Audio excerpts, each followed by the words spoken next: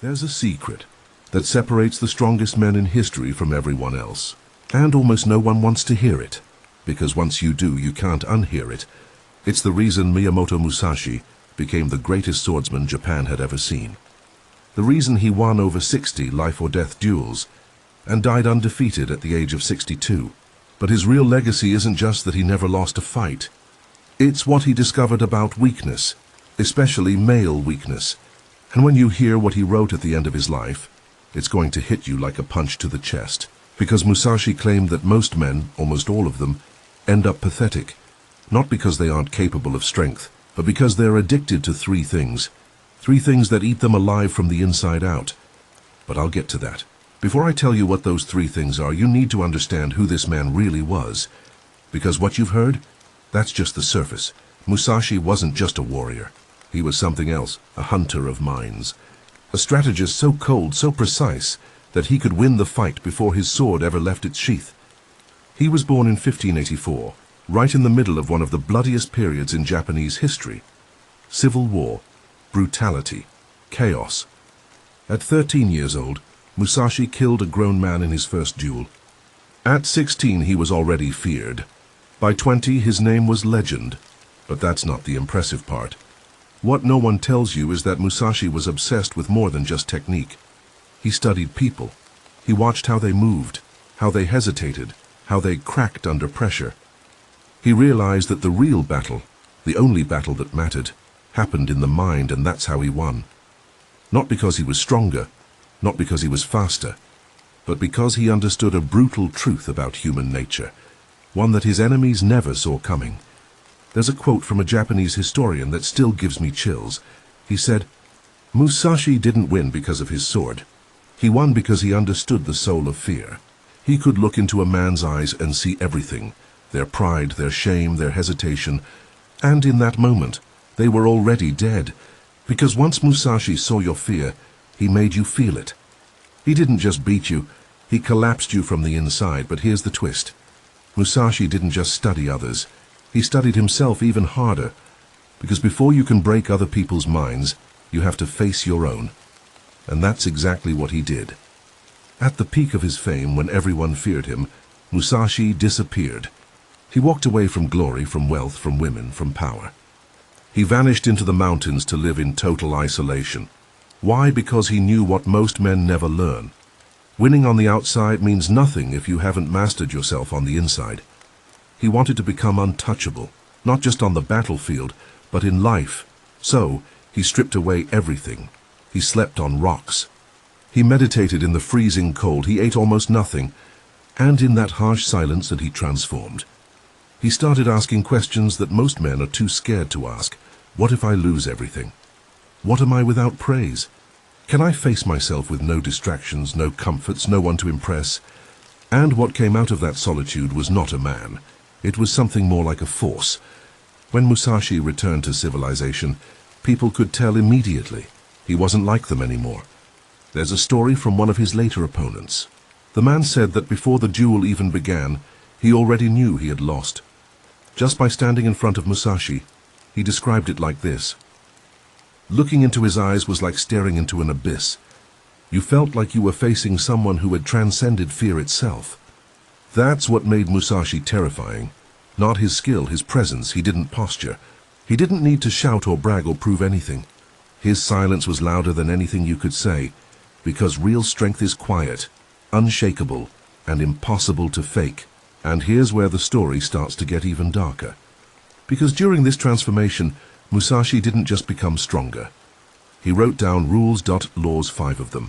Not for winning fights, but for becoming the kind of man that no one could destroy. He called them the foundation of real strength. And every one of them goes against what modern men are taught to believe. I'll tell you exactly what they are in a second. But before we go there, let me remind you of something. Musashi didn't write these down for other people. He didn't care about being famous. He wrote them down for himself, as a reminder of the code he had bled to create.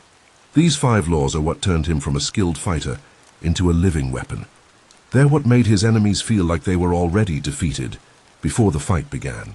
And they're the exact opposite of how most men live today. Because while Musashi trained his mind to be a fortress, Modern men have been taught to stay weak, to stay needy, to stay distracted. And that brings us back to what Musashi wrote before he died.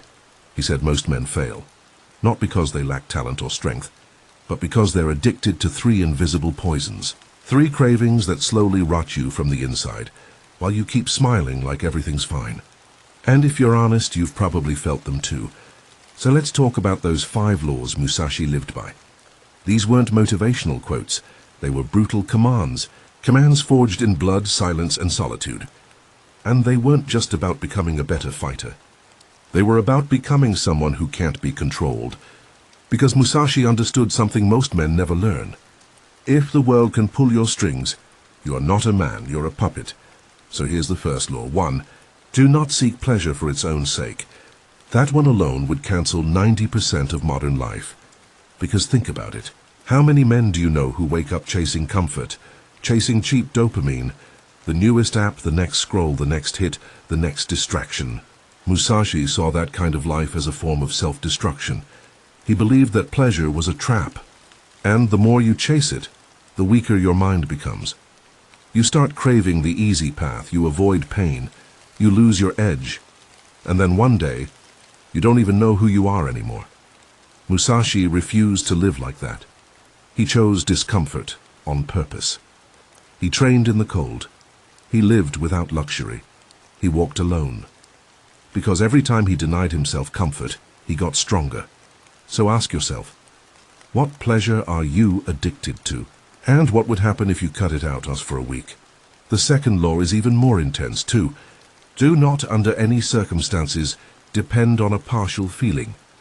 This one's about emotional control. Musashi believed that if your emotions lead you, you are already lost. Because here's the thing, most men are not ruled by logic. They're ruled by immediate feelings. Rage, lust, anxiety, fear, insecurity.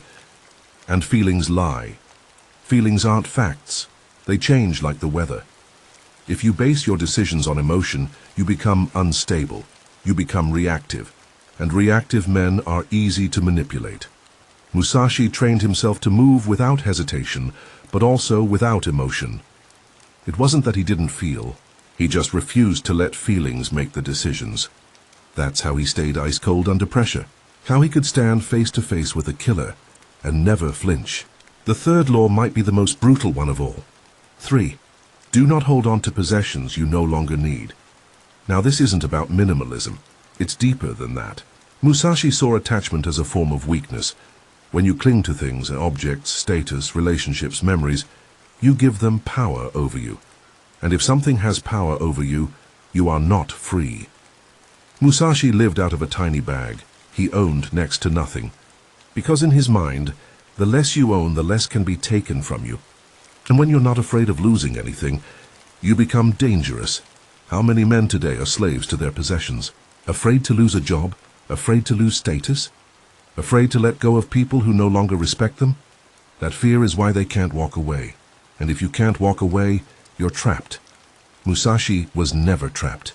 He kept his life light, so he could move, so he could fight. So he could think clearly, without being owned by anything.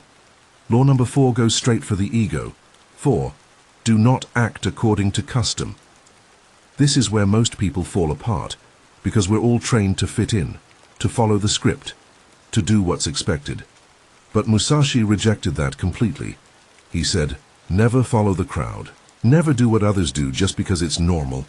Because the moment you start living for their approval, you start dying inside. This is one of the biggest traps men fall into. You're told how to live, what to wear, what to say, what a good man looks like. And most people follow the script without even questioning it. Musashi threw that script into the fire. He walked his own path, even when it made him hated, even when it made him alone, because he understood. Loneliness is better than living a lie. If the price of your peace is being fake, then that peace is poison. Which brings us to the final law. 5. Do not fear death. This one is the foundation of everything. Musashi believed that the fear of death is what makes men weak. It's the fear that keeps you small, that keeps you silent, that makes you accept disrespect. That makes you back down when you know you should stand your ground. Most men are ruled by that fear. They may not admit it, but it's always there. lurking behind their indecision, fueling their excuses, shrinking their actions. Musashi spent his whole life facing death, and that's why he became fearless. Because once you've accepted the worst that can happen, you are free to do anything. There's a line from his writings that hits hard. Respect life but never cling to it. A man who fears death cannot live fully. This wasn't about being reckless. It was about being real. He knew he would die. He just refused to let that fact control him. And that's the key. Musashi's strength didn't come from physical power. It came from his mind. A mind that had been forged in solitude, disciplined through denial, purified through pain. And that is what most men today are missing.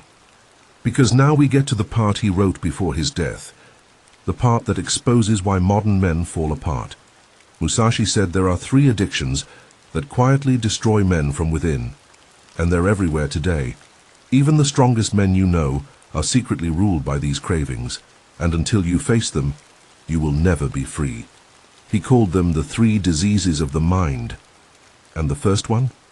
Musashi called it the disease of desire. Now at first glance, that sounds obvious, but it's deeper than most people realize. This isn't just about lust or greed, it's about neediness. That craving for attention, for validation, for more. Musashi said the moment a man becomes dependent on anything outside of himself, he becomes a slave. Most men today live in that state permanently. They chase women not out of connection, but out of insecurity. They chase success not for freedom, but for approval. They're hungry, not just for what they want, but for who they think they need to be seen as. And Musashi saw this for what it really is, a form of spiritual starvation.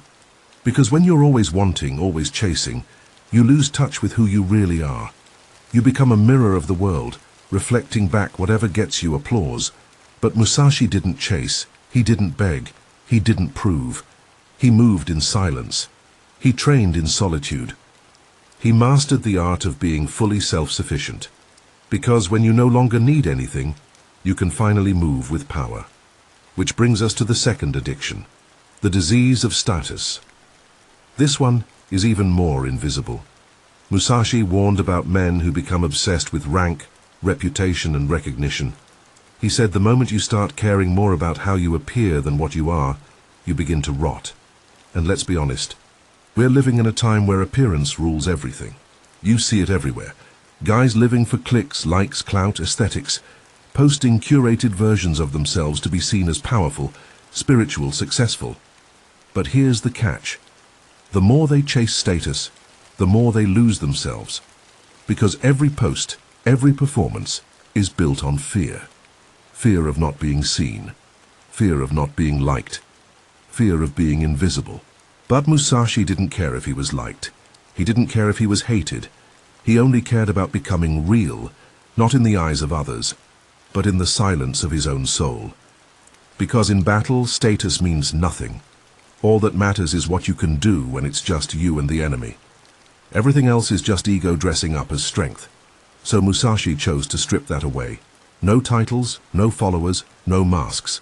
And that's how he walked the earth feared by kings, without ever asking to be worshipped. The final disease is the one that breaks the most men, the disease of comfort. Musashi believed this was the most dangerous weakness of all. He said once a man becomes soft. Once he surrounds himself with luxury, ease, and safety, he loses the will to fight. And you see this everywhere now.